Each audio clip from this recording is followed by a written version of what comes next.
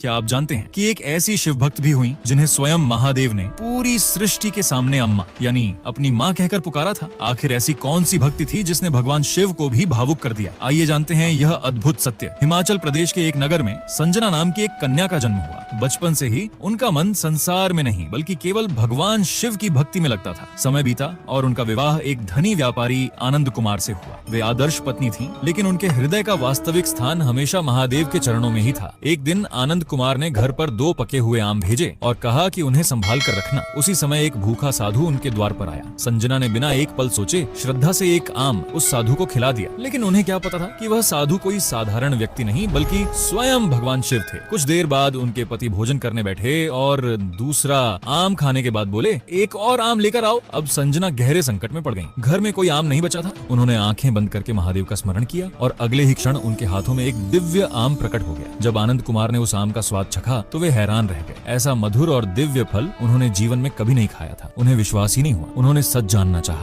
लेकिन संजना ने पूरी घटना बता दी और हाथ जोड़ते हुए माफी भी मांगी। आनंद कुमार ने परीक्षा लेने के लिए फिर एक और आम लाने को कहा। संजना ने दोबारा महादेव का स्मरण किया और फिर से एक दिव्य आम उनके हाथों में आ गया। लेकिन जैसे ही आनंद कुमार ने उसे हाथ में लिया, वह आम उनकी आंखों के सामने ही अदृश्य हो गया। उसी क्षण उन्हें समझ आ गया कि उनकी पत्नी कोई साधारण स्त्री नहीं बल्कि महादेव की परम कृपा प्राप्त भक्त है। लेकिन यहीं से कहानी ने सबसे बड़ा मोड़ लिया। आनंद कुमार के मन में प्रेम नहीं बल्कि भय भर गया। उन्होंने संजना को देवी मान लिया और उनसे दूर चले गए। बाद में उन्होंने दूसरा विवाह भी कर लिया। जब संजना को यह पता चला तो उन्होंने महादेव से कहा, हे प्रभु, अब इस सुंदर शरीर का मेरे लिए कोई अर्थ नहीं। मुझे ऐसा रूप दीजिए जिसमें केवल आपकी भक्ति ही शेष रहे। महादेव ने उनकी प्रार्थना स्वीकार कर अगले ही क्षण उनका सुंदर शरीर एक अस्थि पंजर जैसा हो। लेकिन आश्चर्य की बात यह थी कि उनके चेहरे पर दुख नहीं बल्कि दिव्य आनंद। वे उसी रूप में शिव का नाम गाते हुए कैलाश की ओर चल पड़ी हैं। जब वे कैलाश पहुंची तो उन्होंने सोचा कि जिस भूमि पर स्वयं महादेव निवास करते हैं उस पवित्र धरती पर पैरों से चलना उचित नहीं। इसलिए वे अपने हाथों के बल पर्वत पर चढ़ने लगे। उनका यह अद्भुत प्रेम देखकर स्वयं माता पार्वती भी आश्चर्यचकित रह गए। उन्होंने महादेव से पूछा, स्वामी, यह भयानक रूप वाली स्त्री कौन है? तब भगवान शिव मुस्कुराए और पूरे गर्व से बोले, देवी, ये मेरी अम्मा है। सोचिए, जिन्हें पूरा संसार भगवान कहकर पुकारता है, वही भगवान अपनी भक्त को अम्मा कहकर सम्मान दे रहे थे। महादेव स्वयं उनके पास आए, उन्हें उठाया और प्रेम पूर्वक वरदान मांगने को कहा। लेकिन संजना ने न स्वर्ग मांगा, न सिद्धियां,